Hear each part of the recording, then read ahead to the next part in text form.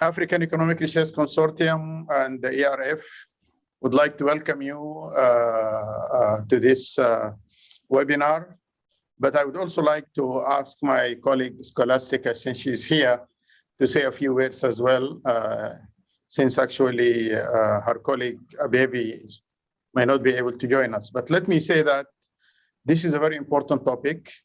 It's also an important milestone for us, both at the AERC and the AERC, because is actually one of the several projects that we have been collaborating with the AERC, covering the space of continental Africa. Issues are kind of interconnected and relevant to both parts of the African continent. So this in itself carries a lot of intangibles, which are very important for us going forward, the two sister research networks. But then substantively, the issue of structural change is very important. And especially in view of the headwinds that are facing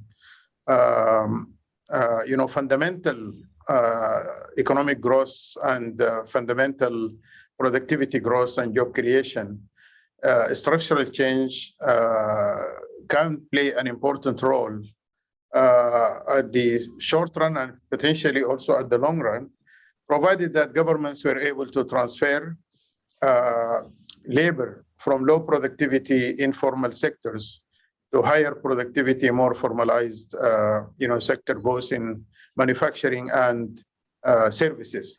And to this extent, the starting point should be microeconomics, should be looking at the micro characteristics of the labor market and the various sectors. And so this is a very important project. It's an important case study of Tunisia. Tunisia is a country in transition. So it's very important to understand the interplay between structural factors and transition factors at the microeconomic sectoral level. But then also, we are also hoping to launch other projects looking at the more macro institutional level. But without further ado, welcome again, and I'd like to give the floor to my colleague from the AERC. Thank you so much, Ibrahim, for the opportunity. To all the panelists and participants, Scholastic Odhiambo, I'm a manager of research at AERC. I'm here presenting the opening remarks on behalf of Abebe, who, as I said before, is traveling and would have liked so much to be with us now. I'm sharing my screen. Just a minute.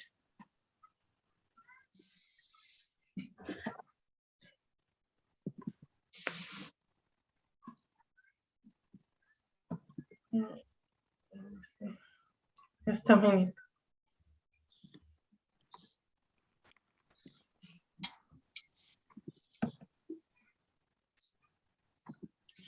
At the end. Should be starting. Thank you. This project is about work income for young women and young men and women in Africa. And the project is a growth sector for youth employment project. And notably, this is our first in-country dissemination. From today up to around 8th, we'll be having a series, 9th, we're having a series of dissemination across the countries who participated in the study in Sub-Saharan Africa and generally Africa. The partnership for this project, supported by Include, implemented by AERC Economic Research, and also ODI. What about AERC? We are a premier research institution in Africa, and we focus on capacity building to deal with problems affecting management of African economics We have 3 components in our work: training, where we train both masters and PhD students. For masters, we train them under CMAP and a program called CMAI. CMAP is about Master of Arts in Economics, and CMAI is Collaborative Masters in Agriculture and Applied Economics. And then the Collaborative PhD program, which is offered in 8 countries in Africa. For the master program, it's at 26 countries in sub-Saharan Africa. For our research, we have 2 major tracks, that is thematic and collaborative research product. And thematic is about mentoring the early career researchers, and collaborative, in which this project is in, is about more incisive framework papers, country case studies, which try to address policy. Then with the policy outreach, this event is one of the policy outreach we have. We have various networks across Africa, networks in the universities training, and also the think tanks. We are 34 years this year. The organization was established in 1988. Over these years, we have mentored 4,200 economic researchers from 35 countries. With these, 3,800 are master graduates from both our CMAP and CMAI program, and 400 are PhD graduates. And many of these are influencing policy at the senior level, the governments and institutions where policy implementation and formulation are done. This diagram here is just a summary of what our work is and what I've explained in the last slide. And the AERC approach is to capacity building and knowledge generation in sub-Saharan Africa. Background of this project. Why was this project implemented? One is that youth employment remains a significant problem and challenge across Africa. For example, about 54 million young Africans were not in employment and also educational training. And young people are 3 times likely as adults to be unemployed. And young women are disproportionately affected, meaning that even if the young people are not employed, you find that the women are likely to be more affected with unemployment relative to their male counterparts. Due to COVID, this has worsened. The graph there just shows the presentation by ILO on the trends of unemployment over time, which has been growing over time. The background, so we say that though in these 3 young people though 1 in every 3 young people are unemployed, and these jobs are poor quality, meaning that they are not decent jobs, and making them vulnerable to job losses and poverty. That's why we say that the jobs there's a lot of job insecurity. Even when they get jobs, these jobs are quite insecure. And another issue is lack of productive opportunities, one of the main drivers of youth unemployment problem, meaning that if there are no investments, major productive investment in the productive sector of sub-Saharan economy, we are likely to see that youth may suffer from this unemployment over time. Other issues to consider is inequalities in access to this employment across gender, socioeconomic status, and even geographical location. Mainly the environment, the social environment itself may affect employability of the youth. And with this, policies are required to create new jobs that are decent and sustainable in the long term. And also policy solutions should include these measures to support sectors with high potential to create jobs for young people, meaning that the sectors which are likely to absorb the youth can be promoted in order to provide these opportunities. The project overview and the project aim was to identify promising economic sectors or value chains for job creation for young men and women in selected countries in Africa, to determine the country-specific conditions needed for local and private sector to invest, and also the value chains, identify country-specific actors that are needed to create these conditions that enhance or reduce investment security. And lastly, there it was to explore ways to promote equal access, opportunity for youth to these new sources of work and income, addressing inequalities related to gender, socioeconomic background, and place of interest. We see that these are very rich aims. And the partners to this project are AERC, ODI, Overseas Development Institute, and Economic Research Forum. We have a project steering committee, we have the project research coordinator, and then the secretariat. The themes of this project are around political economy, spatial equity, social equity, gender equality, empowerment, and sustainability.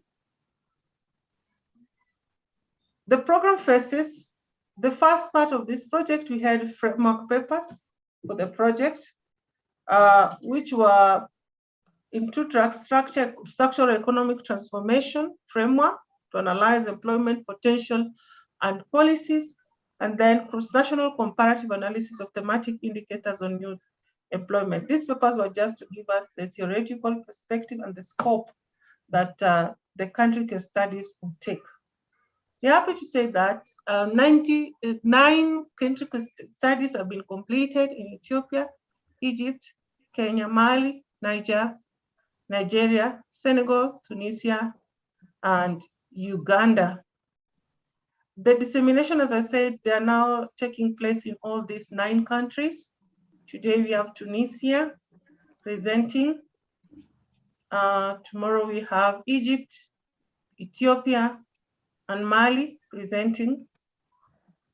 So now we are here at the dissemination stage and policy outreach.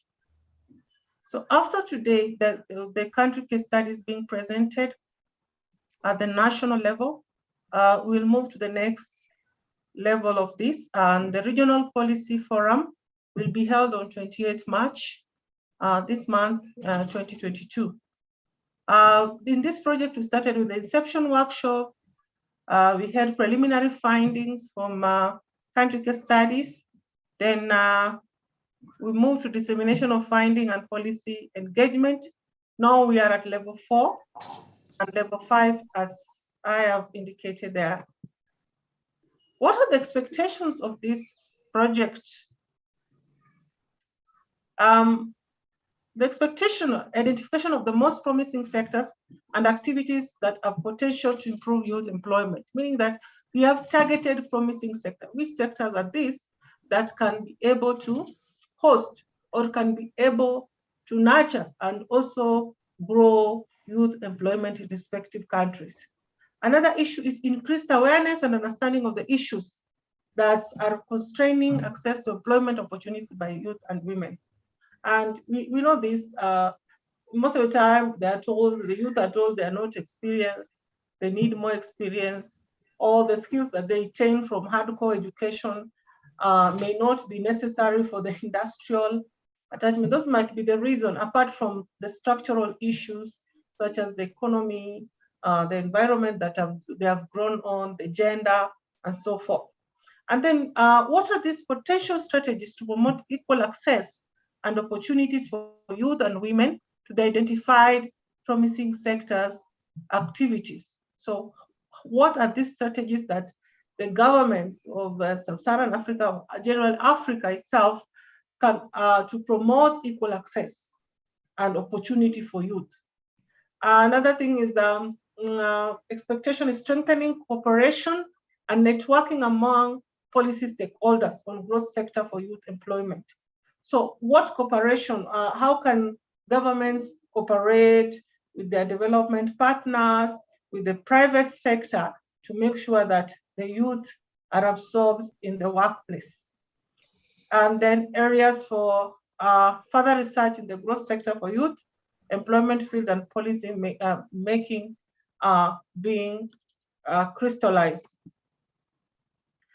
Those are a few remarks, and I would wish us a fruitful engagement in this workshop. Asante sana, merci beaucoup. Thank you.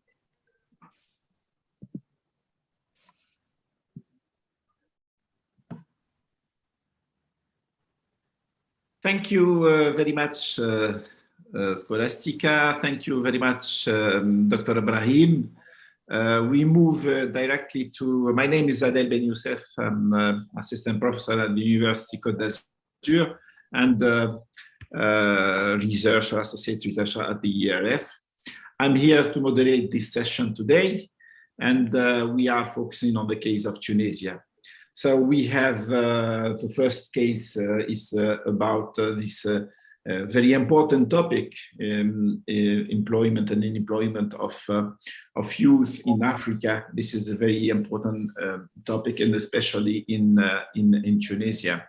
So to present the paper today, we have three authors who are co-authoring the papers. Dr. Mohamed Amara, Dr. Faisal Zidi, and Dr. Hela Jeddi. I think that if I am not wrong, Dr. Faisal is not with us today, no? Mohamed, can you? Yes, huh? He's not here.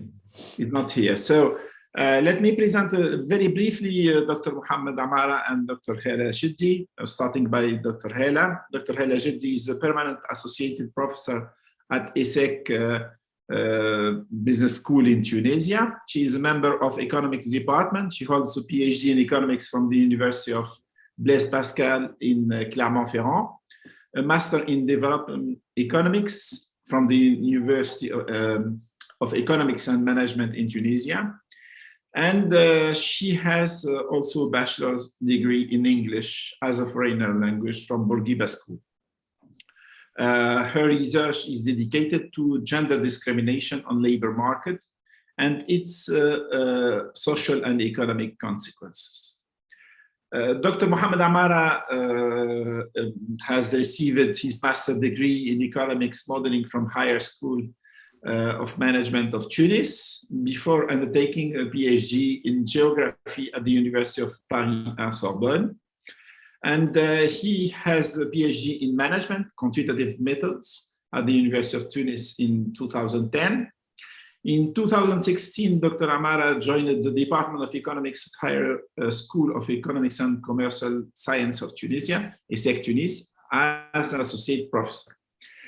From January to March 2019, he was a researcher fellow in the Department of Economics at the University of Oxford. Dr. Amara's research focus are development economics, regional science, labor market, and applied microeconomics. So Dr. Amara and Dr. Jeddi, you have the floor for 25 minutes. I'm going to, because already we are a little bit late, so I will take some time from each speakers. So we have around 25 minutes. And since this event is for dissemination, let me try to focus more on lesson learned, on the main results, and less on the technical issue, if it's possible, in order that we have the discussion about the dissemination and the results and to get them better. So thank you very much. The floor is yours, and you can start whenever you are ready. Merci Siad, juste le temps de partager mon écran. Est-ce que c'est bon pour le partage? Parfait, Mohamed. Okay. Donc, comme il a dit Siad, aujourd'hui, donc, on va essayer de présenter notre papier sur changement structurel, la productivité, la création de l'emploi en Tunisie. Je remercie tout d'abord le CRIA, l'ORF et l'OUDI pour support donc, financier dans le cadre du projet Growth Sector for Youth Employment. Donc, la présentation, donc le plan de présentation sera comme suit: une petite introduction et la motivation. Par la suite, donc, les contraintes de la création de l'emploi en Tunisie, changement structurel, une analyse sectorielle, par la suite Job Creation in Tunisia, une analyse micro sur les entreprises, quelles sont les barrières à la création de l'emploi en Tunisie, et je conclus par quelques recommandations vers la fin. Donc, je commence ma présentation par quelques statistiques publiées récemment par l'INS en utilisant des estimations sur la population en Tunisie. On a 22% de la population tunisienne âgée de 15 à 29 ans et près de 47%, près de 50% de la population sont inférieurs à 30 ans. En principe, cette masse donc, importante des jeunes en principe, donc, censé être donc, bien utilisé pour la Tunisie pour créer de la richesse. Donc, il s'agit d'une main-d'œuvre jeune et éduquée.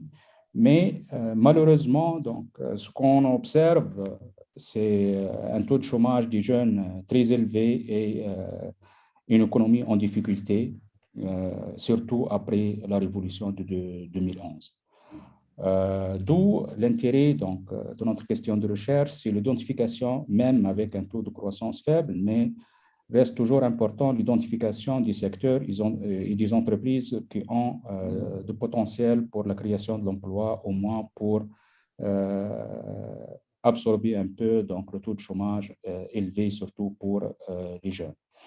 D'où l'objectif de ce travail. Donc, on va essayer de combiner deux approches, une analyse macro à l'échelle sectorielle et une analyse micro à l'échelle des entreprises, afin d'identifier quels sont les secteurs et quelles sont les firmes qui ont un potentiel important de création d'emplois.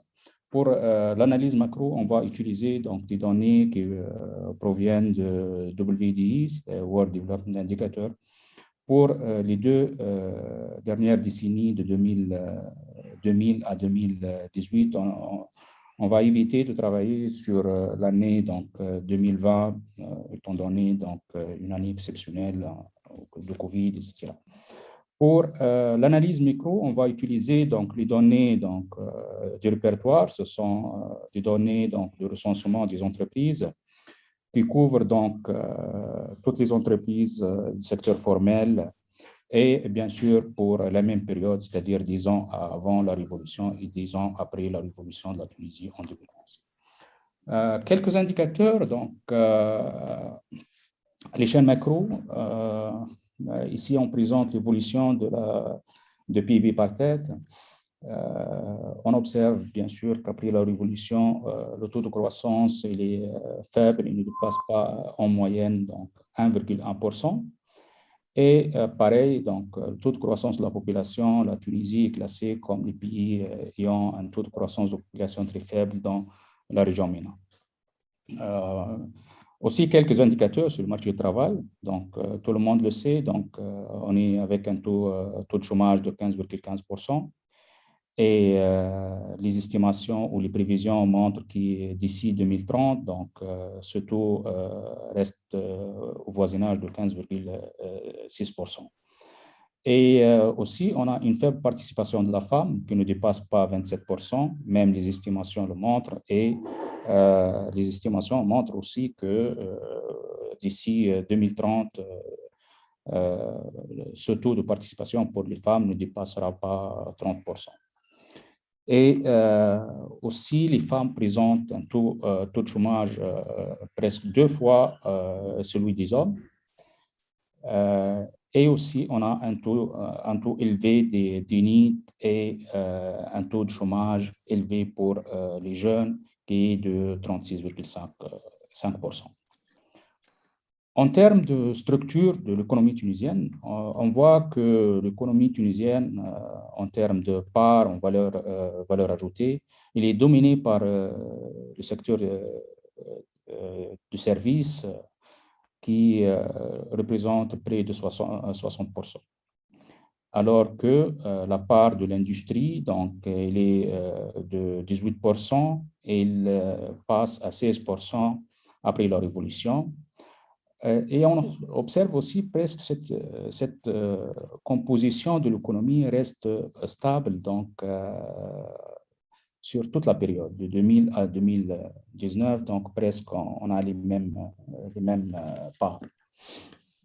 D'où donc une faible changement structurel si on observe les 2 dernières décennies. En termes de contribution, on a divisé la période en 2. On voit que la contribution de l'agriculture sur la période 2000-2010 est négative de moins 3%, alors qu'elle est positive de 6% pour la période post-révolution. Ce qui est étonnant ici, c'est la contribution de l'industrie qui baisse. Donc, elle était de 21% pour la première période et passe à seulement 7% pour la deuxième période après la Révolution, alors que le service garde sa part donc, de contribution la plus importante de 82 à 87%. On a ici aussi d'estimer l'élasticité emploi. Donc, ici, pour l'ensemble de l'économie et par grands secteurs, l'agriculture, l'industrie, les services. Si on considère l'économie dans sa totalité, donc on peut observer que 1% augmentation en termes de valeur ajoutée est accompagné par seulement 0,2% de création d'emplois pour la population de 15 à 64 ans. Et la même augmentation, c'est-à-dire de 1%, génère donc 0,11% seulement pour la population jeune de 15 à 25 ans. Mais on observe un écart important entre la création d'emplois pour les hommes et pour les femmes. On a le 1% d'augmentation donc, de la valeur ajoutée génère 0,16% d'emplois pour les mâles, alors que seulement 0,04% pour les femmes. En termes de secteur, 1% augmentation pour la valeur ajoutée de l'industrie génère donc presque 2 fois par rapport à de 1% augmentation du service, c'est-à-dire 0,23 contre seulement 0,11 pour le secteur du service. Par contre, le secteur du service crée plus d'emplois pour les jeunes. On a par exemple pour les jeunes, le service crée 2 fois d'emplois que le secteur de l'industrie. Toujours donc à l'échelle sectorielle, on a essayé d'identifier quelles sont les compositions de la valeur ajoutée par tête. On a utilisé ici donc, la décomposition de Chapelet pour voir quelles sont les contributions de la productivité du travail, la contribution taux d'emploi, la contribution de participation et la contribution donc, de la part de la population en âge d'activité. Donc, ici, on a essayé de diviser la période. Donc, on a calculé donc, la contribution ou la décomposition pour toute la période de 2000 à 2018. Par la suite, on a calculé décomposition pour la période avant la Révolution et pour celle après la Révolution. Le résultat montre que pour toute la population, c'est-à-dire 2000-2018, l'économie tunisienne a donc un taux de croissance relativement faible de la valeur ajoutée de 2,15% par an. Alors que, donc, on observe que la période avant la Révolution, le taux de croissance de la valeur ajoutée par tête, il est de 3,27% contre seulement 0,76% pour la période de 2011 à 2018. Deuxième remarque, donc, suite à cette décomposition, on observe que la productivité du travail occupe la part la plus importante. Elle représente à peu près 80% de l'évolution totale de la valeur ajoutée par tête. Et on a ici donc changement démographique représente 15% de cette augmentation. Aussi, donc, si on s'intéresse seulement à la contribution de la productivité par tête, on voit que cette contribution provient généralement de la croissance intrasectorielle, d'où donc la réallocation, c'est-à-dire le transfert des ressources du secteur moins productif vers le secteur plus productif, il est faible. La période post-révolution est caractérisée, comme on a dit, par une augmentation de la valeur ajoutée par tête faible de 0,76 seulement %. Et cette baisse, elle est surtout expliquée par la contribution négative de taux d'emploi et aussi la contribution négative de changement démographique. Donc, on peut ici dire que la croissance, que ce soit pour la période avant Révolution ou après la Révolution, n'est pas accompagnée par une augmentation au niveau de l'emploi. Donc, on peut parler ici d'un scénario jobless growth. Puisque la contribution importante, elle est présentée par la productivité du travail, on a décomposé la productivité du travail en productivity within sector et productivity between sector. La productivity between sector représente la composante de changement structurel. Donc, ici, pour les deux périodes avant et après la Révolution. Comme on peut remarquer ici, donc, la productivité intra-secteur domine donc, la productivité totale des facteurs et elle représente près de 90%. Donc, même la productivité intrasectorielle, donc, elle est plus importante pour le secteur du service. Elle est positive mais faible pour le secteur de l'agriculture, mais la productivité intra pour le secteur de l'industrie, elle est négative de moins 0,07. Et comme on a dit, donc ici, le changement structurel, il est faible pour le service et négatif pour le secteur de l'industrie. Notre deuxième analyse porte sur les entreprises. Donc, on a utilisé le répertoire national des entreprises. Pourquoi on a utilisé donc, cette base de données? Puisqu'on peut tenir compte des entrées et des sorties des entreprises, ce qui est un peu difficile en utilisant l'enquête entreprise. Donc, on a travaillé sur le répertoire, mais on ne peut pas, en utilisant le répertoire, c'est difficile de calculer la productivité totale des facteurs, mais on a approximé la productivité totale des facteurs par les ventes par employé. Donc, une petite présentation sur les données qu'on a. On a self-employment représente 85% des firmes, mais génère 34% de l'emploi pour l'ensemble du secteur. Pour le secteur manufacturier, donc, self-employment représente 73% des firmes, mais génère seulement 10% de l'emploi, alors que 47% et 39% de l'emploi sont générés par les petites et moyennes firmes et par les grandes firmes. Pareil, pour les grandes firmes, c'est-à-dire supérieures à 200 employés, sont concentrées généralement dans le secteur manufacturier. On trouve ici, parmi les 755 entreprises de grande taille, c'est-à-dire supérieures à 200 employés, on a 405 entreprises du secteur manufacturier. Par la suite, on a essayé de calculer quelques ratios qui nous aident à identifier les secteurs potentiels donc, de création d'emplois. Ces indicateurs sont la création d'emplois par les entreprises entrantes, la création de l'emploi par les entreprises, destruction de l'emploi par les entreprises sortantes, le turnover, c'est-à-dire la somme des deux, et la création nette d'emploi par les entreprises entrantes et la création nette de l'emploi par les entreprises existantes.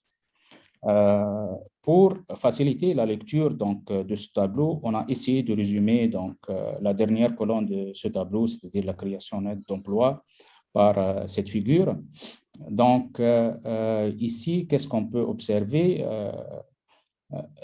on peut observer que, par exemple, pour le secteur, donc le self-employment, il y a un turnover positif, c'est-à-dire les petites entreprises, c'est-à-dire l'entrée et la sortie des petites entreprises contribuent à la création d'emplois. On peut aussi dire que les entreprises existantes, généralement, sont les grandes firmes, surtout du secteur commerce et du secteur manufacturier, qui créent plus de l'emploi. Par la suite, les résultats de la croissance de la productivité pour le secteur manufacturier montrent que on a le secteur agro-food, c'est le secteur le plus productif avec 12,3%, suivi par le secteur chimique de 11,93% et le secteur mécanique électrique de 11,64%, alors que le secteur moins productif, c'est le secteur du textile. On a ici par la suite de composer donc, cette productivité en productivity within sector et productivity between sector pour identifier donc, changements structurels au niveau de ces secteurs. Les résultats sont présentés aussi dans le tableau.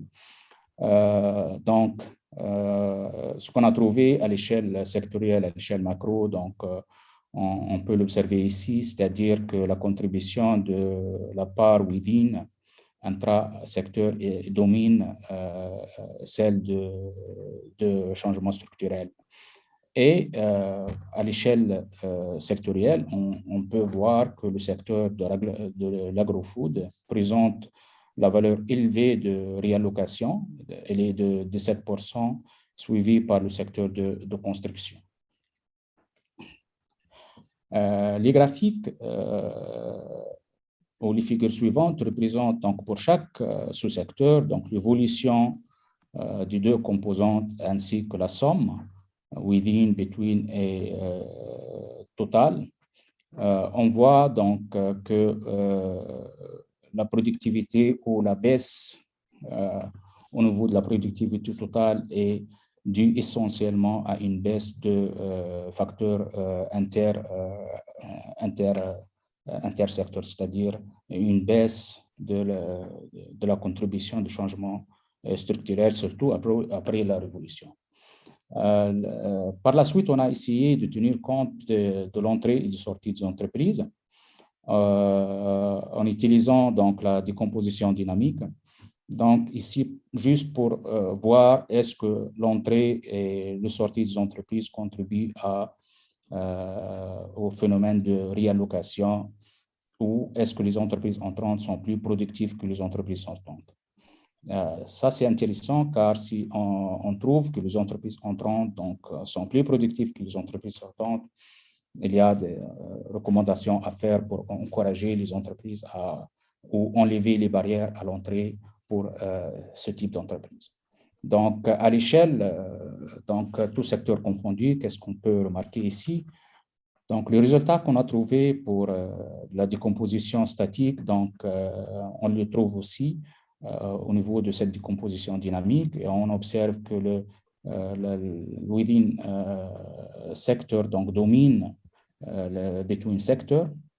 On observe aussi que l'entrée et sortie contribuent à l'évolution ou de la productivité, mais cette contribution elle est faible. Et on observe aussi que l'entrée des entreprises elle est plus importante que les sorties des entreprises, c'est-à-dire que les entreprises entrantes sont plus productives que les entreprises sortantes. Ça, c'est la décomposition, donc même décomposition dynamique par secteur.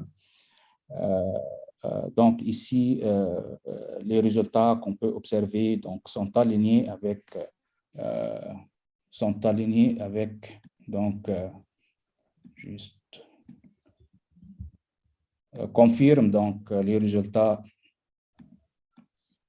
qu'on a trouvés avec j'ai un petit problème au niveau.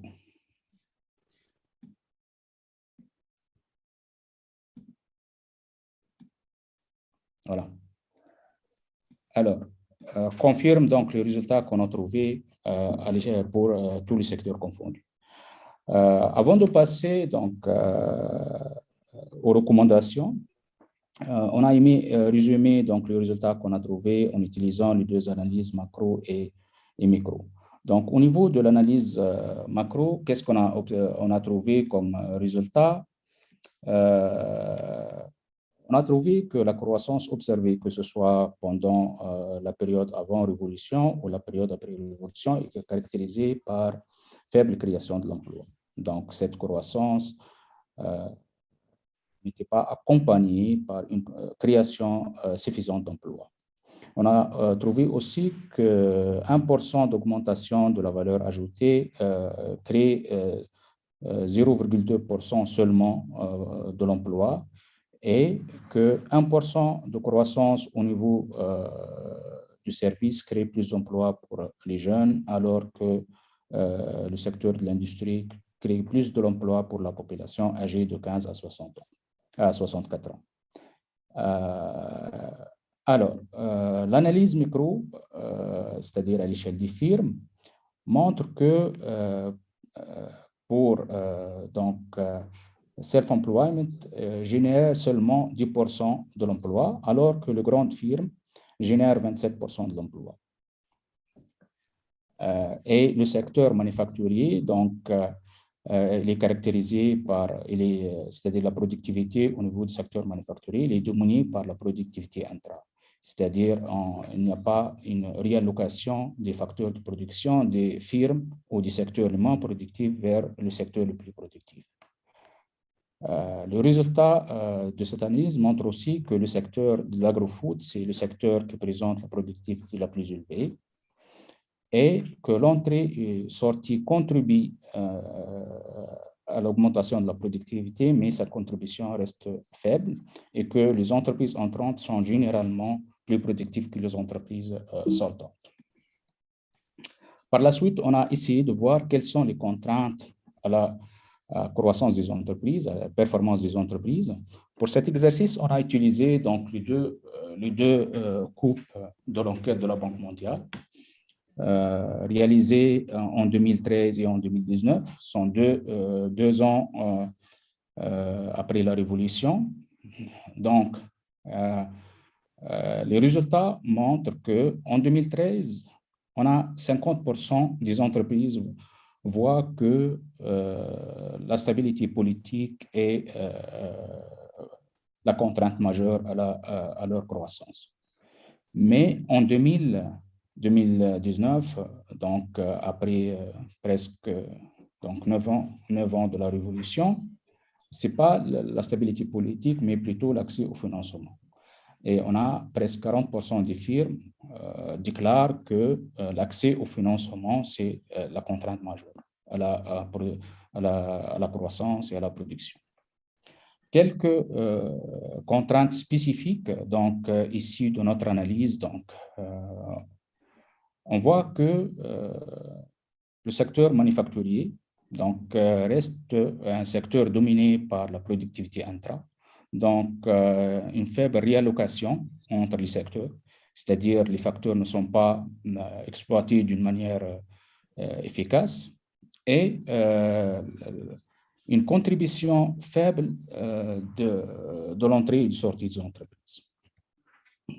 Sur la base de ces résultats, on a essayé d'identifier quelques recommandations. Alors, on a classé ces recommandations sous forme de 4 points en termes de la relation entre la stabilité politique et la performance des entreprises. Donc, quels sont les points positifs et quels sont les points négatifs, et par la suite, quelques recommandations. Pour les points positifs, donc, on sait tout le monde donc, qu'en 2013, donc, la Tunisie donc, a fait donc, un contrat social.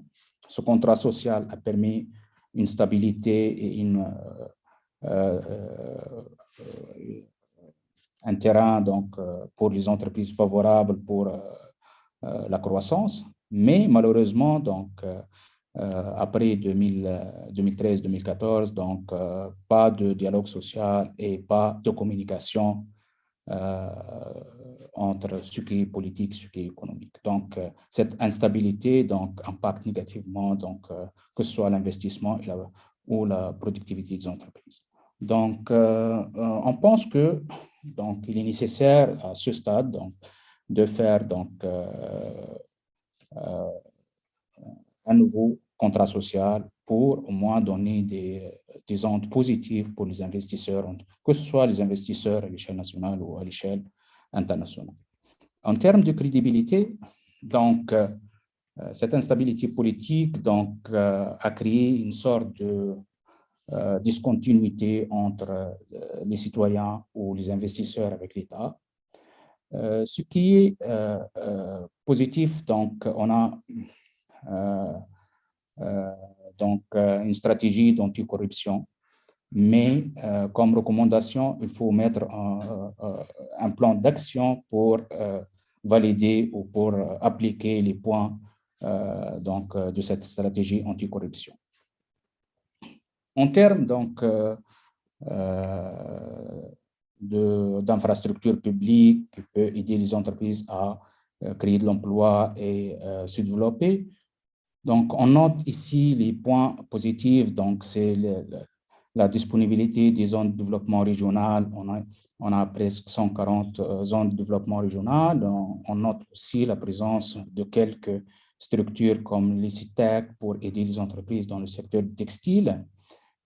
Mais on a aussi donc, une faible infrastructure. Donc, la Tunisie a été classée en 2012 en rang 54, mais en 2016, on est classé à 93 en termes de logistique et d'infrastructure. Donc, comme recommandation, il faut travailler sur les synergies entre entreprises au niveau surtout des zones de développement régional, et il faut renforcer aussi l'infrastructure et la connectivité entre les zones littorales et les zones internes. En termes d'investissement, donc on a un nouveau code d'investissement 2016, ça c'est bien, mais les procédures restent un peu compliquées et on a aussi une stratégie nationale d'emploi. Donc, comme recommandation, donc il faut aider les petites entreprises à accéder au marché et aussi il faut réduire le mismatch et mettre un plan d'action pour la stratégie 2013-2017. Quelques recommandations aussi qui coulent de notre analyse. Donc, puisque, comme on a observé au niveau de notre analyse micro, donc le secteur manufacturier est caractérisé par une faible productivité. Donc, il faut travailler sur comment augmenter la productivité des entreprises. Il faut encourager les entreprises à innover, bien sûr, donc par le training, etc. Il faut aussi encourager les coopérations entre entreprises et les centres de recherche et les universités. Pour les petites entreprises, comme on a montré, donc l'accès au financement présente donc la contrainte majeure. Donc, il faut faciliter l'accès au financement à ces entreprises, si surtout pour les premières années de lancement de ces petites entreprises sur le marché. Donc, ici, on parle d'une combinaison des politiques industrielles. Donc, on peut noter ces politiques par ces 3 points. Il faut supporter donc la recherche et développement pour les entreprises existantes afin de renforcer la création et l'innovation. Encourager donc ou pousser les entreprises qui sont faiblement productives à quitter le marché pour être remplacées par des entreprises plus productives et encourager l'entrée de nouvelles entreprises sur le marché du travail. Donc, il est aussi intéressant de faire le lien entre les deux secteurs, le secteur de manufacture et le secteur du service, c'est-à-dire les services liés au secteur industriel, comme par exemple le marketing, logistique, etc., afin de créer plus de l'emploi, puisqu'on a observé que les services créent plus de l'emploi pour les jeunes, alors que l'industrie crée plus de l'emploi pour la population de 15 à 64. Donc, renforcer les liens, c'est-à-dire les services liés au secteur de manufacture peut donc générer et augmenter la création d'emplois. Et voilà, j'espère que j'ai respecté le temps. Merci beaucoup, Mohamed, même si il y a eu un petit dépassement, mais c'était autorisé, c'est pas grave. Hein? So thank you very much for your presentation. It was very clear according to me, and we get the idea, we get the main conclusion, and we know really where there are the problems. And you have also highlighted how to solve some of the problems. Since we are a little bit late, let me go straight to the discussion, and I will start. Two of them are with us. Dr. Mohamed Ali Barweny, who is resident representative of Institute of Research and Development, l'IRD, in Tunisia, and associate professor in economics at Paris 1 Panthéon-Sorbonne. He is a researcher fellow at the Economic Research Forum, of course, member of the advisory group of the African Evidence Network, research fellow at the Migration Institute and research associate of l'EDA Dial, Paris Dauphine University. His research focuses on interaction between structural change, skills, demand and productivity growth, and on the impact of migration on the MENA region. He is currently co-principal investigator of various research initiatives on the impact of COVID-19 and particularly on the vulnerability of firms and social distancing measures. We have also Professor Monji Borzela with us. Monji is an emeritus professor of economics at the University of Tunis in Manar. His research focuses on topics related to macroeconomic policy, international trade, labor market, public finance, and microeconomics. He received his PhD in economics from the University of Minnesota, USA. He is ERF Research Fellow and member of the ERF Board of Trustees. Dr. Abdelrahman Lera will not be with us, but he has sent his comments, and Mohamed Ali will be able to highlight them.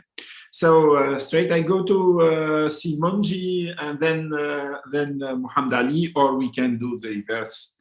It's up to you. So Monji, let's start by Monji Borzela. Merci beaucoup. Merci beaucoup. Merci. Monji, je vais instead of 10. D'accord, je vais être bref. D'ailleurs, je n'ai pas eu l'occasion de lire le document, donc je me base uniquement sur ce que j'ai entendu et j'ai vu, et sur mes intuitions concernant les efforts fournis par Mohamed, que je félicite et que je remercie. Je suis vraiment ravi de voir mes étudiants travailler et produire, quel que soit le sujet. En tout cas, la mission qu'on lui a attribuée, à lui et ses collègues, est évidemment une mission à la fois fascinante et difficile, puisqu'il s'agit de juger de quelque chose qui ne relève pas totalement de l'observable, puisqu'en effet, on lui demande d'identifier le potentiel, mais le potentiel reste potentiel et n'est pas toujours tout à fait observé et observable. Il faut essayer de le deviner, de l'entrevoir à travers des indicateurs. Ceci étant, à mon avis, il y a certains points sur lesquels tous les Tunisiens n'ont pas arrêté sont d'accord et on n'a pas arrêté d'en parler, à savoir que l'économie tunisienne était prête à passer d'un niveau médiocre de productivité à un niveau nettement plus supérieur, qu'il est temps de passer à de nouvelles activités, à de nouvelles catégories d'industrie et d'entreprises capables non seulement de produire plus, mais aussi de générer plus de salaires et de générer de meilleurs emplois pour les jeunes qui sont actuellement au chômage. chômage ou en quête d'emploi. En tout cas, même s'ils étaient employés, ils ne sont encore souvent peu satisfaits de l'emploi parce que ce qu'ils ont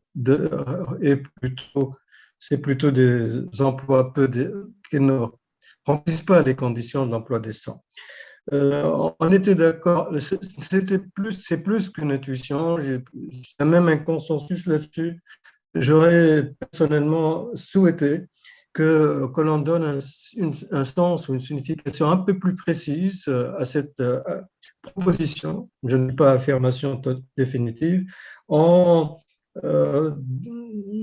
montrant quels sont les facteurs qui justifient cela, c'est-à-dire quels sont les éléments qui sont observables et vérifiables, qui permettent de dire que l'économie tunisienne est susceptible aujourd'hui de passer à un niveau plus élevé au niveau, du point de vue création de valeur et sur la chaîne des valeurs, concernant le type d'activité, et c'est en examinant d'abord ces ressources humaines, en quoi nous avons des compétences et un potentiel humain sous-utilisé, non seulement en voyant le taux de chômage, mais en analysant d'aussi près que possible les compétences acquises par cette population active.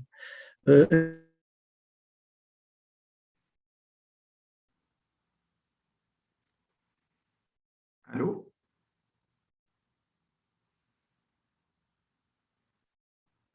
Simonji?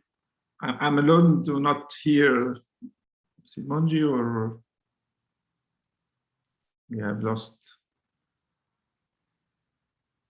On ne l'entend plus, non? On n'entend plus. Oui. Mohamed Ali, je passe. Okay. Le facteur âge, Oui, bien sûr, Simone, alors là, moi j'aurais fait la même chose. Ouais. Mohamed Ali, vas-y, après on récupérera Simonji par la suite alors. Hein? Là, il est complètement. OK. Donc, thank you very much for ERF and to work on this topic and AERC as well. So I'm really happy to be here with many friends and colleagues. I haven't worked with AERC for a while, but when I was at IDRC in Dakar, we worked long time, 20 years ago. So it's an old story. Structural change is really an important subject, and we still haven't uncovered much. I've been personally working on this subject for almost 10 years now, and I still feel that most of the stories are still to uncover. So every single empirical work is welcomed because it always adds a stone to the building. So I have a general comment and then some technical comments all along the document. So the subject is interesting. There has been a substantial empirical work. So the authors really spent a lot of time, and it's not easy to work on Tunisian data because you have to go to the office. So once you have done it, you know how complex it can be. So they have to go to the office, work on the RNO there, then go home, etc. And the paper is also well written. So really, it's very clear. The presentation is clear. It's well written. So on this part, I'm really happy to read this paper. So I will move maybe more to the things that could be improved. I think the paper, but maybe this was a request from... Désolé, j'étais déconnecté, je ne sais pas pourquoi. En fait, Hatounia, on m'a demandé de... Mais comme vous voulez, c'est le président qui décide. Je reprendrai après, c'est pas un problème. D'accord, je ne sais pas pourquoi on était déconnecté. Bon, en tout cas, j'ai dit que ça aurait été bien de commencer par une tentative, un examen dans la mesure des données disponibles, évidemment, du potentiel en termes de facteurs de croissance. Un autre élément que j'aurais souhaité voir.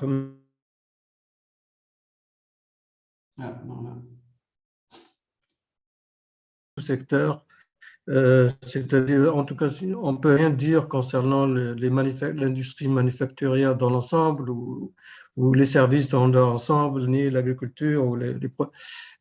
Quand on cherche à savoir où réside le potentiel, on a besoin d'aller vers une analyse plus fine, au moins à 2 chiffres, dans la NAT, c'était la nomenclature des activités.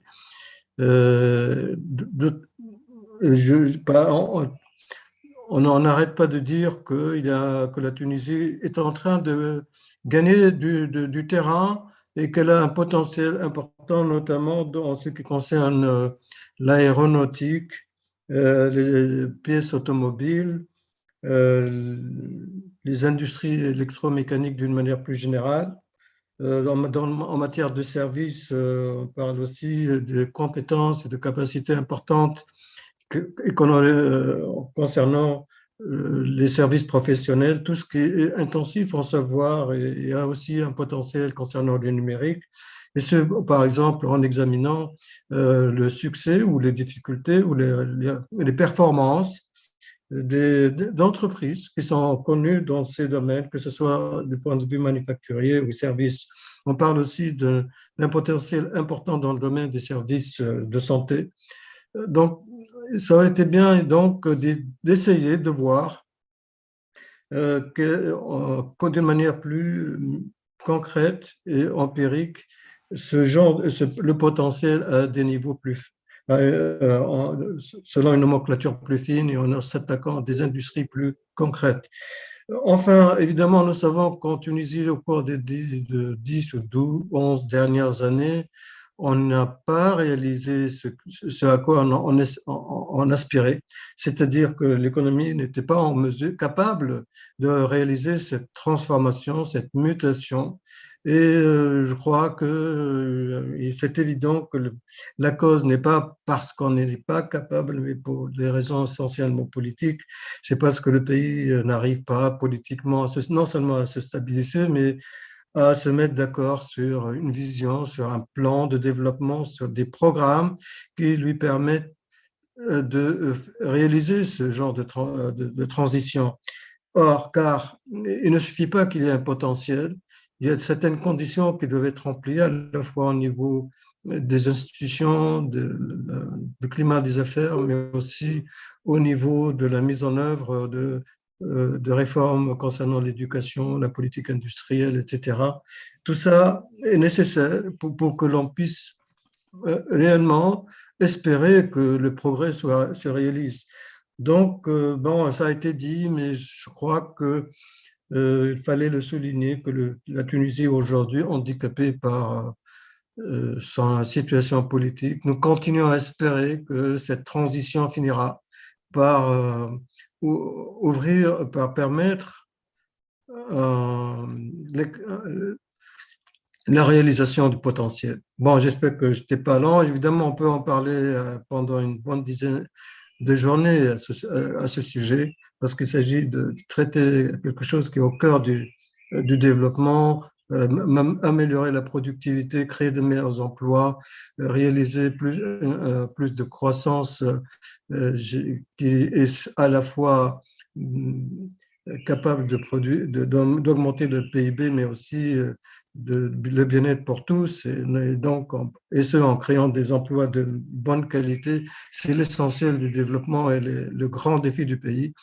Évidemment, tout ce qu'on peut faire et l'effort qui a été fourni par cette équipe est quand même positif, puisque de toute façon, personne n'est en mesure de tout dire et de tout faire. Voilà, merci de votre attention. Merci beaucoup, Si Monji. Donc, on passe directement à Mohamed Ali pour continuer son intervention. Et j'espère que Mohamed Amara et toute son équipe ont pris note des remarques pour pouvoir répondre. Okay, thank you. Mohamed Ali l'a dit. Yeah, I was sorry that I prepared everything in English. I didn't know that there were a translation. Of course, it would have been easier in French. But now it's done, so I will use it. I think our intervention with Professor Bourzella are complementary because he gave the big picture, and I will give more comments on detailed points. So it's really good to have both. I was saying that the paper is a little bit long and there are many details. So if it's meant to be an academic paper, I think it has to be cut to half. And some tables have to be replaced by figures because it's easier to read whenever it's possible. So I'll enter more into detail of each section. The first one about the literature review is really poor. And I think you lost time because I don't know if you don't know the papers or you didn't have time to, but most of the things you did was done with older data, but many papers I see in the people who are here in the list, some of them like Rim Mulhi worked on these issues.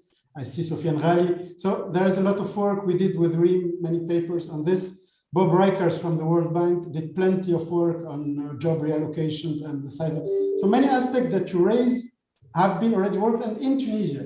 I think it's really important to compare your results with them, to say that you update and what's the new things that you add. So this is the first point. There has been also work in other countries from the region, and AERC did a project on structural change a few years ago.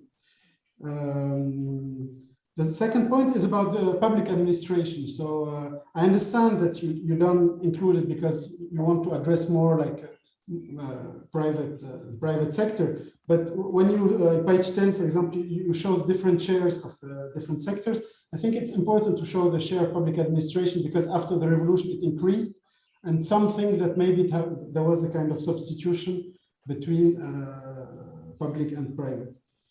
On the increase of value added accompanied by low jobs creation. So page 14, you interpret it as a kind of bad outcome, but we can also, it may also mean higher productivity. So of course we are in a period of crisis, so we look for, but this at least has to be taken into account. Another point, use the term startup for small firms. I think it's not the right term. Startup is really a very special thing with very high growth potential. So you talk about 50,000 startups. I think in Tunisia you have probably 600, or so it's not the right. Then on the results on large firms, it's very interesting because it confirms previous work on Tunisia and in other countries. For example, there is a book by Caroline Freund, who was the former chief economist of the World Bank, Poor Countries, Rich People, and where she advocates for big firms, because usually people advocate for SMEs because it's romantic. But Caroline Freund shows through various works, including in Tunisia and other countries, that it's big firms that create jobs. So if we want jobs, we have to have bigger firms. And if we want to have social policies or something else, it's really important because I don't know any single policymaker in the world who will tell you, I will help big firms. They will all say, we will create SMEs. And in Tunisia, we've been creating micro with all the funds, BTS and others. So it has to be brought to the public debate. And it's not the case because it's not romantic. It's not, I mean, if you say I will help big firms, it doesn't appear like you are a good person. You will be like defending lobbies or anything, but it's not right. I mean, the economic results, all of them show that big firms create more jobs.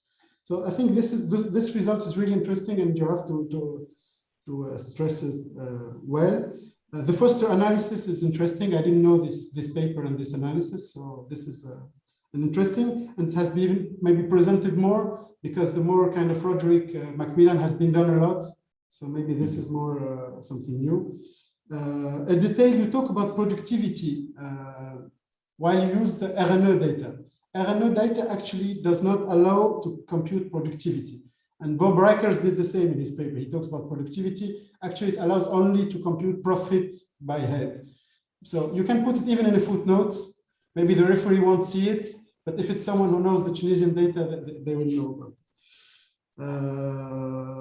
About regressions, you have in 2 results of regressions in the paper, but you don't present the regression and you don't talk about it. I'm sure it's a matter of time. All these things, it's basic criticism, but to help you improve the paper, I'm sure you can write the line of the regression, but it's when you read the results, but you don't find the equation, it's a little bit weird. So please add the regression and explain the regressions you do, the variables, etc. Another question on the OLEPA case. So why is it only on manufacturing? So for example, in our paper with the RIM, this is what we did, but at that time we worked on the survey. We didn't have the repertoire at that time. So this is why we worked on manufacturing. But in your case, I think you have everything, but you will reply maybe later. The determinants, it has been raised by someone in the discussion, and I think it's something really difficult. We've tried it in another paper on Tunisia and Turkey, but we didn't completely, until now at least, convince referees because we tried to use instrumental variables, and when you go to determinants, it's complex. But I think maybe it's another paper, but I think we all have to think about determinants, because it's good to understand the situation, but it's important to know what really matters. And yeah, finally, the last point about the technological content of exports. We don't exactly use this word, but in page 42, you talk about something that can be related to this. And there is a paper by Diame Diop and Sofiane Ghani about this aspect that I don't remember exactly that because I read it a long time ago, but I think this kind of things can help. But of course, it's a huge work. You've done a lot. I really congratulate you because it's well done, well written and everything. So thank you very much. I was happy to comment. And now I will move to read Abdurrahman Lahga's comments. So I will be shorter, of course, because I will just read. So Abdurrahman, I'll try to take his voice. First of all, I congratulate the authors for this work, which contributes to our understanding of the situation and the link between the growth of the Tunisian economy and the evolution of employment. I will send you the document, so it's, I think, easier than having to write it. The authors have endeavored to use all sources of rich and recent data to analyze the characteristics of growth and the challenge of job creation in a country characterized by serious dysfunction of the labor market and where the unemployment rate currently reaches 18%. So someone who uses data always knows how much it's difficult to get it and work on it. And surprisingly, the paper confirms once again that impediments to firms' growth are the main explanation for poor job creation performance. This conclusion is consistent with previous studies of Tunisia. On the technical side, there is not much to say in the sense that the authors have used the best available techniques and approach to answer their research question. So we agree on most of things. So before commenting on the main recommendation of the paper, I would suggest that the authors clarify some of the remarks made in the paper. Considering the labor market as rigid is a bit misleading, in the sense that the rigidity of the labor market must be compared to competitor countries. In the case of Tunisia, the regulation of the labor market is comparable to that of Morocco, for example, and the country has managed to place itself in an acceptable plateau that protects the worker and the firm. I put forward this remark to show that it is necessary to focus more on the real obstacles to the creation of employment. The second point concerns the participation rate of women in the labor market. It is true that this rate is low compared to international standards. However, the participation rate of women is strongly shaped by the level of education. The participation rate of graduate women is comparable to that of men. This fact would change our story and brings us to other issues related to the reservation wage and the working conditions offered to women that we do not have time to discuss here. The story of mismatching in the labor market, which is repeated in several previous analyses, should be nuanced. Certainly, the rate of unemployment is high among graduates who are not absorbed by the sectors of activity, but we must not forget that more than 2/3 of unemployed in Tunisia have a secondary level of education and have their place in the existing companies, but we speak about them very little. And fourth point, finally, I'm a little surprised by the estimate of the elasticity of employment growth, which does not exceed 0.2.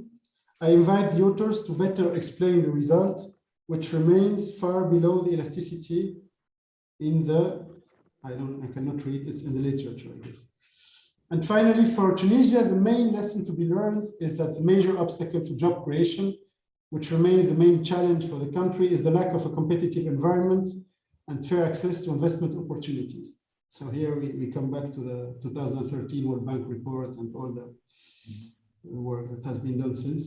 If the government has $100 for its public policies to promote employment, it should be spent 90 on helping companies to invest and innovate better, and consequently to grow, and the other 10 on active employment policies. And thank you on behalf of Abdurrahman. Thank you very much. A deep discussion.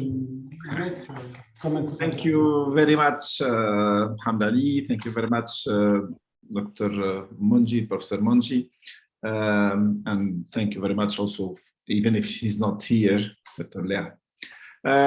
We can also collect some questions from the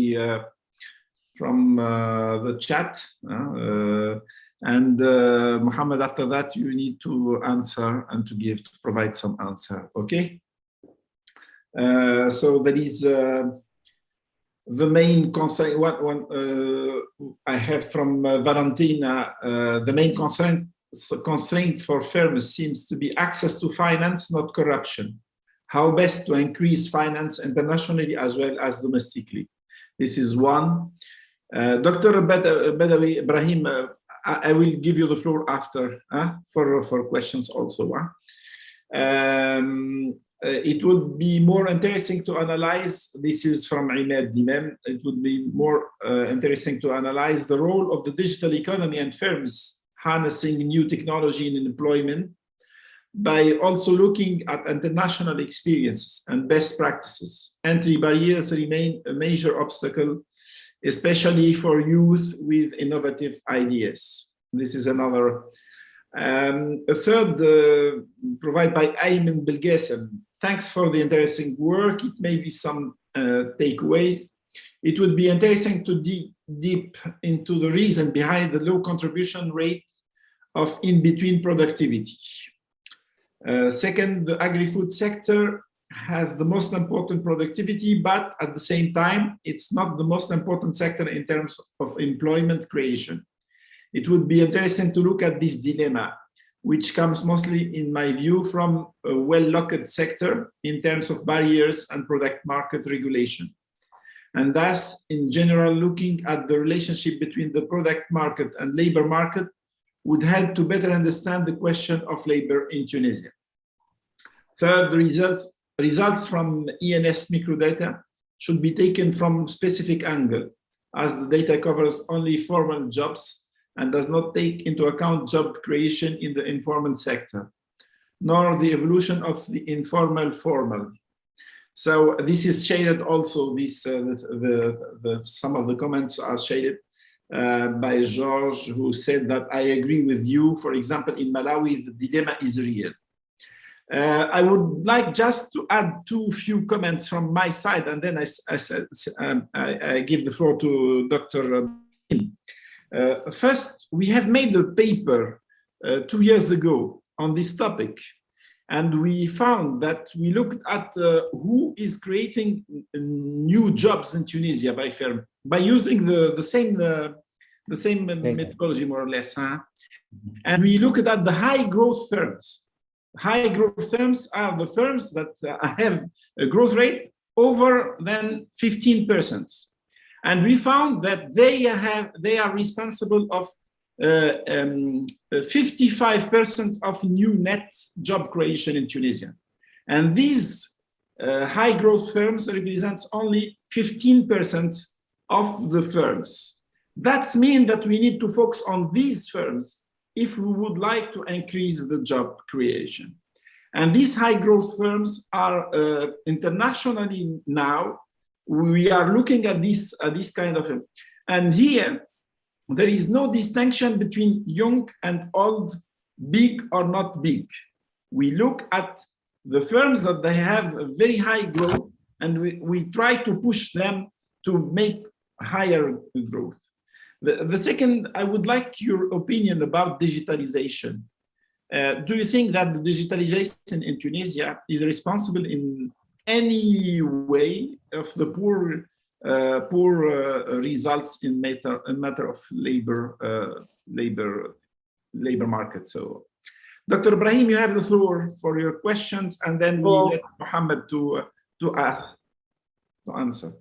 Thank you, Mr. Chairman. Just a question like anybody else. I just wanted to ask about the data, the survey. Was it before, I'm sorry for my ignorance, was it before the COVID-19 outbreak or after or during, or?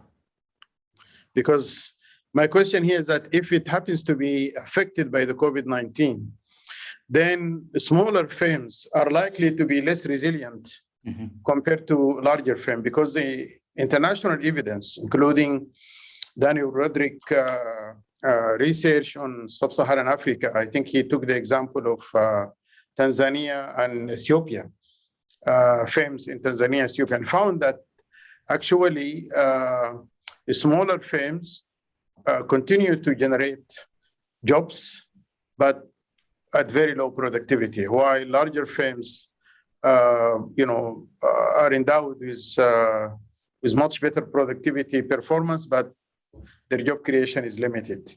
So to the extent that your results suggest that larger firms are the ones that creating jobs, this perhaps may be a situational result related to the COVID-19 shock. Thank you.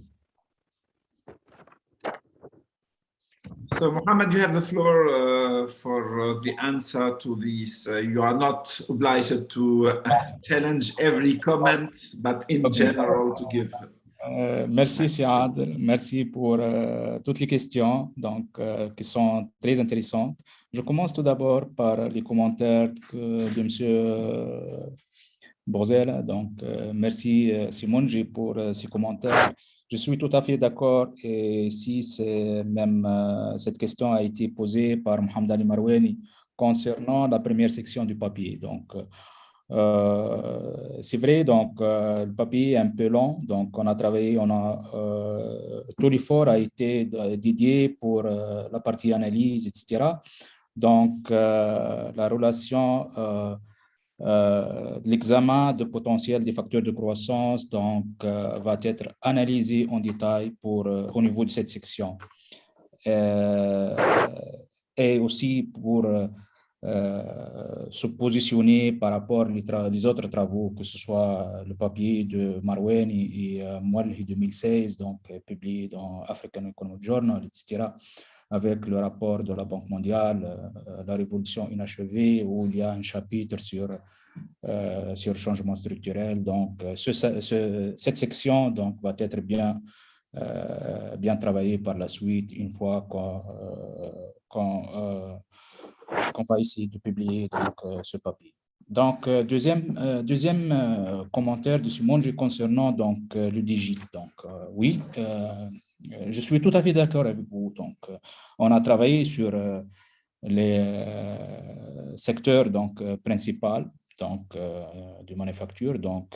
Mais la contrainte, c'est le fait de travailler à l'INS, sur le poste de l'INS, avec on a des autres chercheurs qui utilisent ce poste, donc on est contraint de temps qu'on n'a pas poussé l'analyse pour considérer, par exemple, deux niveaux mais on va faire ça. Donc, on va essayer de dégager quelques résultats en utilisant un découpage, nomenclature assez fin au niveau sectoriel. Alors, je passe juste pour Mohamed Ali. Pour la première question, je suis tout à fait d'accord. Pour la deuxième question concernant le secteur public, donc au niveau de l'analyse, on a supprimé ce secteur. Donc, on a travaillé seulement sur les entreprises privées. Donc, on a éliminé les entreprises publiques. Mais on a fait robust check si on considère l'ensemble du répertoire. Donc, les résultats sont presque les mêmes. Alors, pourquoi on a utilisé le répertoire? Donc, le répertoire ne donne pas la possibilité de travailler sur la productivité totale des facteurs, c'est vrai. Mais on a essayé de l'enquête. Si on a utilisé l'enquête, on ne peut pas étudier la dynamique des entreprises. Donc, l'entrée et sortie des entreprises, c'est un facteur essentiel pour la création de l'emploi. Mais en utilisant l'enquête, on a essayé de merger l'enquête avec le répertoire, mais on a trouvé un nombre très limité des entrées et des sorties des entreprises. L'enquête nous donne la possibilité de travailler avec la productivité totale des facteurs, mais on a approximé ça en utilisant les sales par employé. Mais il y a un papier de Macmillan qui parle sur ça. Donc, est-ce que lorsqu'on utilise deux variables pour mesurer la productivité, et il montre que la corrélation entre les deux variables, c'est une corrélation forte. Donc, on peut utiliser les ventes par travailleur comme un proxy de la productivité des facteurs. Mettre les équations et simplifier la présentation du tableau, ça c'est aussi à refaire. Et merci pour les références. Donc, et merci de partager, bien sûr, les références, donc, que ce soit de Caroline, c'est ça? OK. Et le monsieur Soufiane Ghali aussi. Pour les commentaires d'Abdrahman, donc pour la première partie, je suis tout à fait d'accord avec lui. Concernant l'élasticité, j'ai essayé de comparer donc les résultats qu'on a trouvés avec d'autres résultats. Par exemple, j'ai trouvé que Madame Oumalhi donc a travaillé et Monia ont travaillé sur ça. Et juste quelques. Et aussi, il y a les études de la Banque mondiale en 2004. Donc, on a trouvé l'élasticité emploi de 0,2. Quelques statistiques ici de la Banque mondiale par secteur sont proches, surtout pour le secteur manufacturier. Par exemple, la Banque mondiale, pour la période 1989-1994, trouve que l'élasticité pour l'agriculture est négative de moins 0,1, pour le secteur manufacturier de 0,6 et, et pour le secteur du service 1,1. Pour la période 1994-1997, donc c'est à l'ordre de 0,5. Mais bien sûr, ce sont des périodes où la croissance économique est meilleure que la période sur laquelle on travaille. C'est pour ça donc on trouve des élasticités un peu moins élevées. Il y a aussi un autre travail qui montre presque qu'on a les mêmes élasticités, celui de Stampini et Chouchen en 2011, donc c'est working paper. Donc l'élasticité trouvée par les auteurs est à l'ordre de, je pense, 0,48, 0,36, et ils trouvent aussi durant la période 2005-2007 une élasticité de 0,24. Donc c'est très proche au résultat qu'on a trouvé aussi. Pareil pour le travail, donc, désolé, c'est Moalhi et Ghazali qui trouvent une élasticité de 0,48 et 0,36, donc c'est très proche. Et la valeur trouvée par Stambini et Chouchen, 0,24, donc ce sont des valeurs très proches, même si les périodes ne sont pas les mêmes. Pour les questions posées par Valentina, access to finance et est-ce que c'est la contrainte majeure ou la corruption, on a présenté deux coupes en utilisant donc l'enquête 2013 et 2019. C'est vrai que la corruption présente une contrainte, mais en 2019, on a trouvé que 40% des entreprises qui déclarent que l'accès au financement est contrainte majeure. Donc, et deuxième rang, c'est la corruption. Donc, l'accès au financement, c'est la contrainte majeure et plus important que la corruption. Pour la question de M. Qassem, donc l'agrofood, est-ce qu'il crée plus d'emplois? C'est vrai qu'elle est plus productive, mais est-ce qu'il crée plus d'emplois ou non? Malheureusement, ici, on n'a pas présenté des graphiques qui mettent en relation donc, la création de l'emploi et la productivité. On a trouvé une relation donc, pour l'agrofood, oui, plus productif, elle crée plus d'emplois avec le secteur donc chimie, le secteur électrique et électronique. Les graphiques existent au niveau du papier, mais malheureusement, on n'a pas présenté ça au niveau du papier. Pour aussi la question sur le secteur informel. Ici, on utilise donc le répertoire. Donc, le répertoire porte sur les entreprises du secteur formel. Peut-être, je ne sais pas, est-ce que c'est possible peut-être d'utiliser l'enquête micro-entreprise pour approximer le secteur informel. Mais personnellement, je ne sais pas, est-ce qu'on peut considérer donc, les micro-entreprises avec un emploi inférieur à 6 employés comme une partie du secteur informel, et est-ce qu'on peut répondre à cette question en utilisant ces données. Pour la question, donc, Monsieur El Badawi, oui, on a essayé d'éliminer donc 2020. l'année 2020 pour ne pas donc pour éviter donc l'effet Covid. Donc on a travaillé juste de 2018. Même 2019, on n'a pas considéré ça puisque c'est vers la fin, on a commencé à avoir l'effet de la Covid. Merci pour les commentaires. Merci donc pour les suggestions aussi. Et voilà.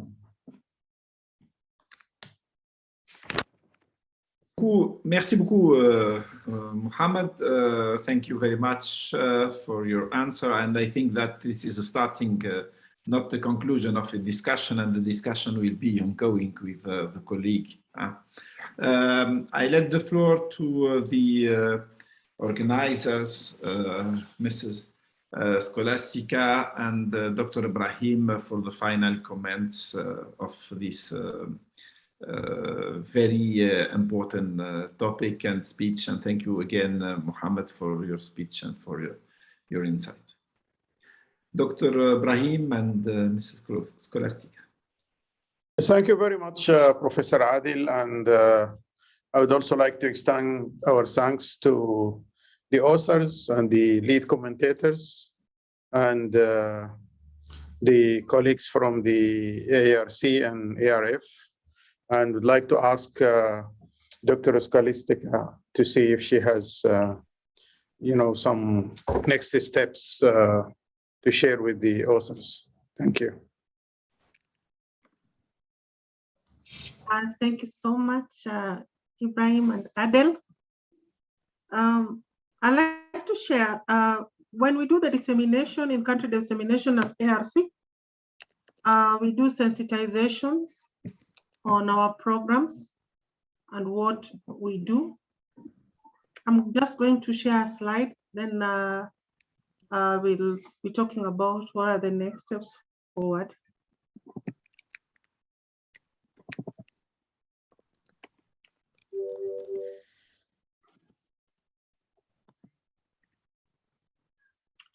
In all our program as ARC, that is the training, the research, and policy outreach, with the collaborative master's programs we have and the PhD programs we have, we competitively offer scholarships for students in Africa. For the collaborative master program, it's hosted in 26 universities in Africa. And for the PhD program, it's hosted in 8 universities. We have 4 degree hosting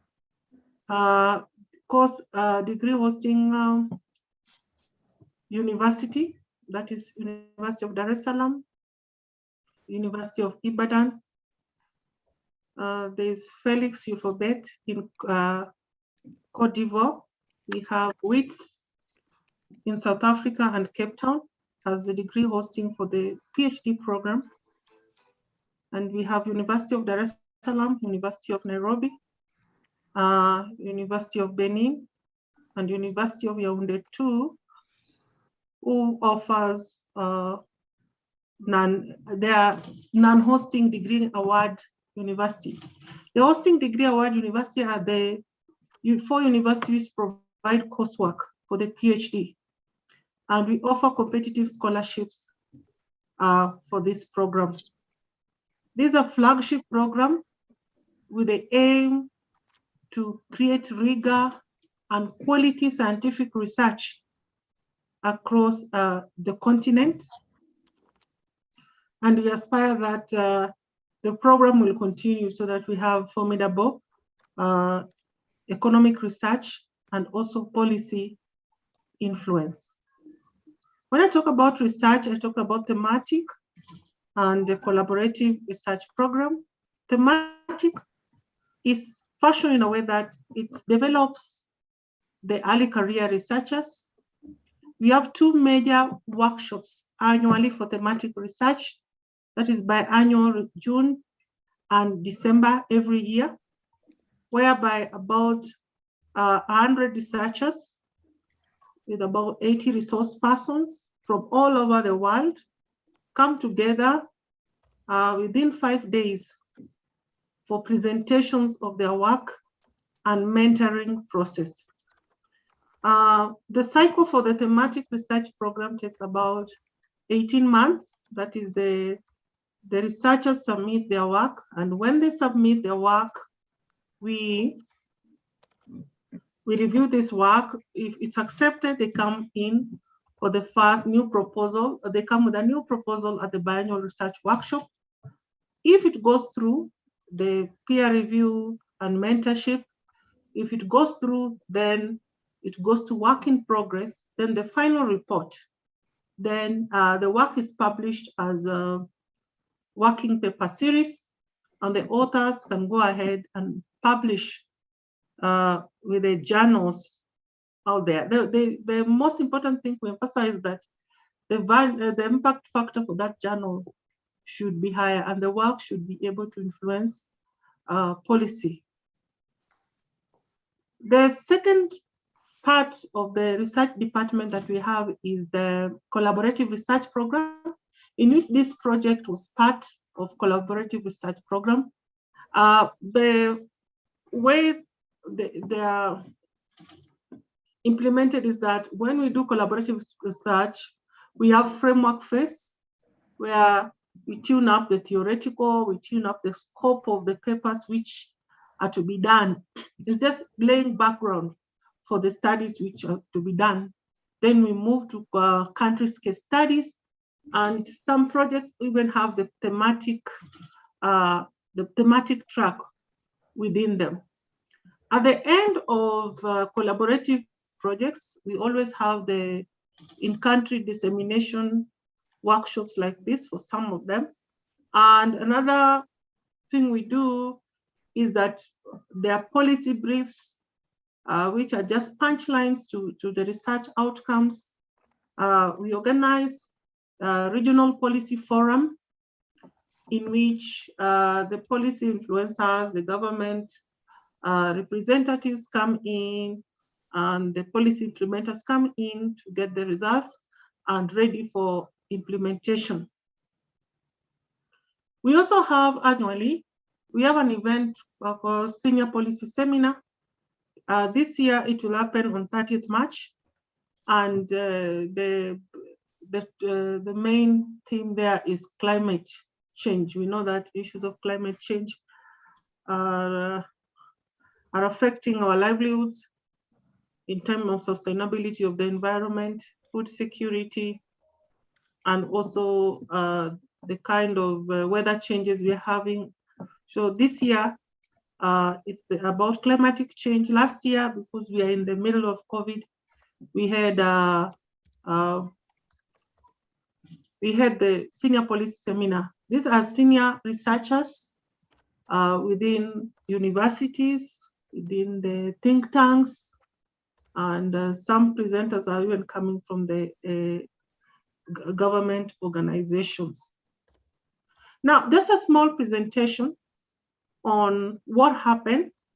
That was about the programs. I want to talk about our network with the universities, our network with think tanks across Africa. And AERC generally works with networks across Sub-Saharan Africa and Africa for dissemination and also capacity building to researchers. So it also offers grants to think tanks in order to mentor and also build capacity, the technical capacity of the organizations and the different funders. And these think tanks, we have a project now with IDRC and BMGF, which has brought in institutions. We have one which is looking at think tanks on human capital development.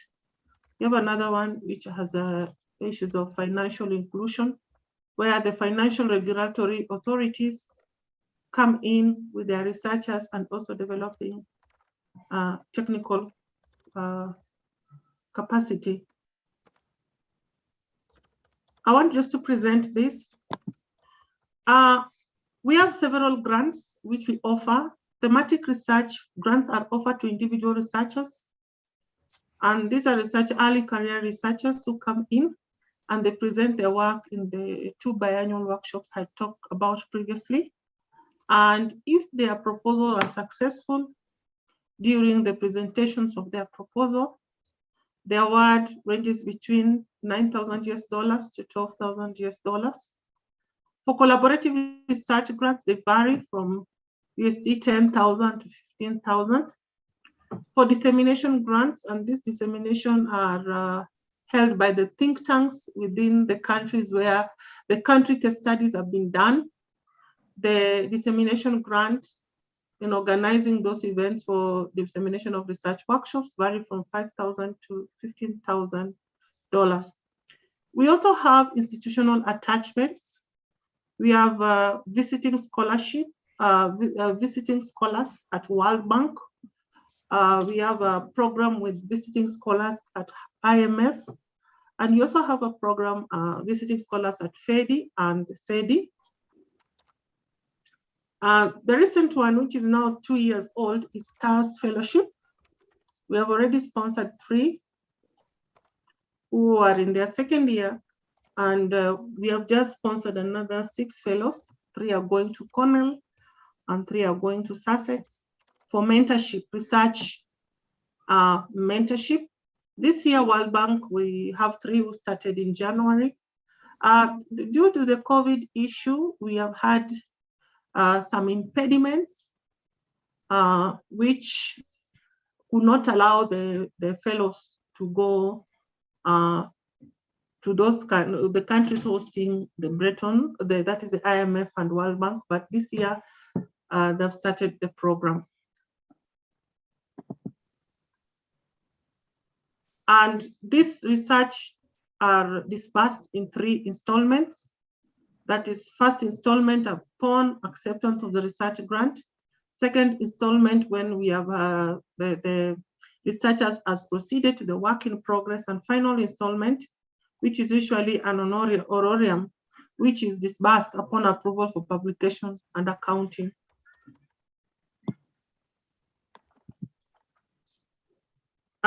We always have a standard financial reporting, meaning that when researchers is given this grant, they should be able to show how it was expended and with evidence to the grant managers in our institutions. And lastly is that we also, apart from the scholarship, we also offer PhD research fellowship, meaning that for the PhD students who are in African universities and they do their research, we always have a call for them to present papers, and then they are offered some small amount of fellowship in order for them to be able to do their research. That is the little presentation on sensitization. Last but not the least is what's the way forward. The way forward is that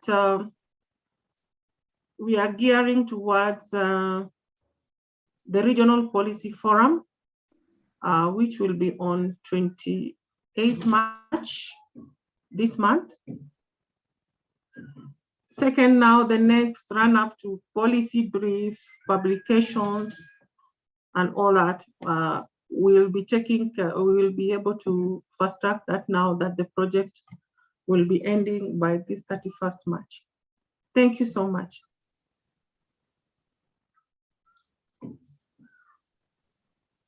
Okay, thank you, Scholastica, for this,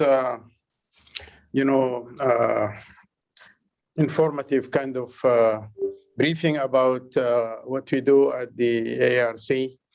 And of course, some of my colleagues here from this side of the continent, from our ERF side, they may not know that I was the first director of research at the AERC back in the 90s.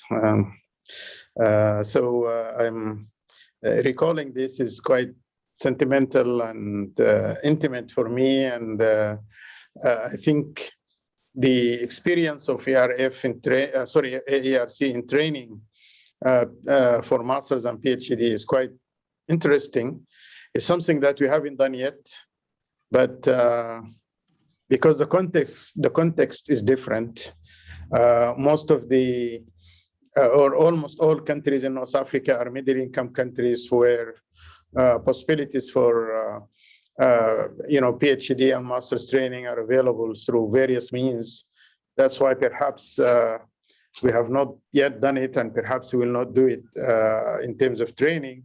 But certainly, the synergy between training and research has actually paid dividends to AERC, because many of those who were trained through the AERC support and scholarships, they also became very good researchers. And so that synergy was quite helpful. And perhaps maybe with so many educators we have here in this session, Mohamed Ali Barweny and Munjib Ghazala and Hala and Mohamed Amara, all of them from Tunisia, we might want to think about this. But as I said, this is something that to think about whether in the future ARF should think about capacity building also in terms of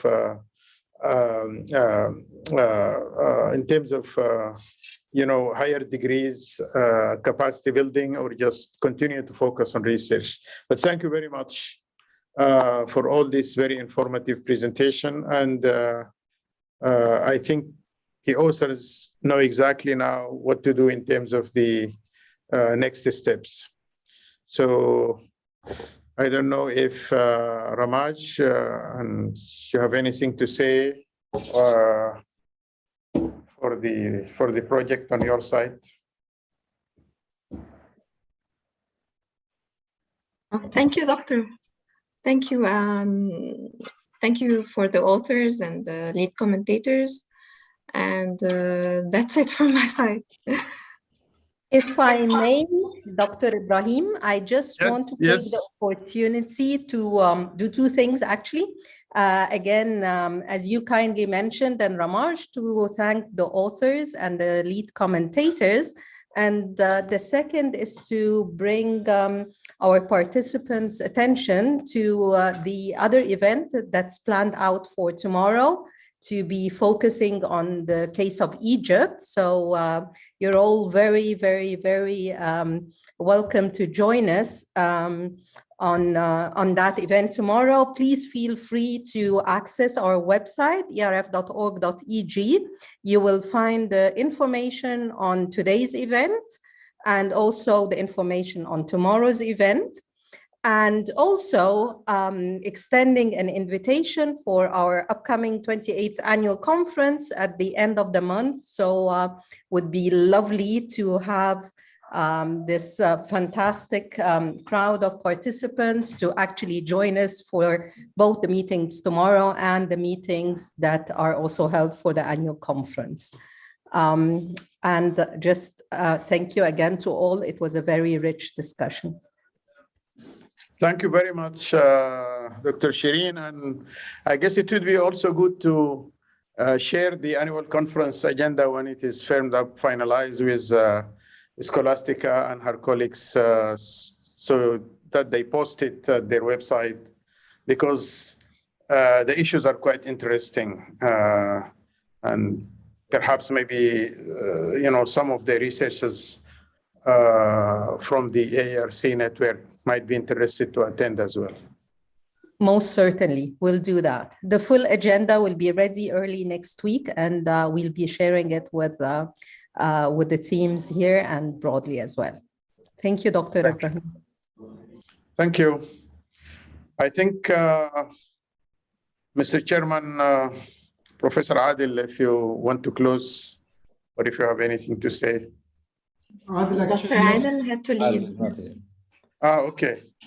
All right. So I think we reach the conclusion, and thank you all. And thank you.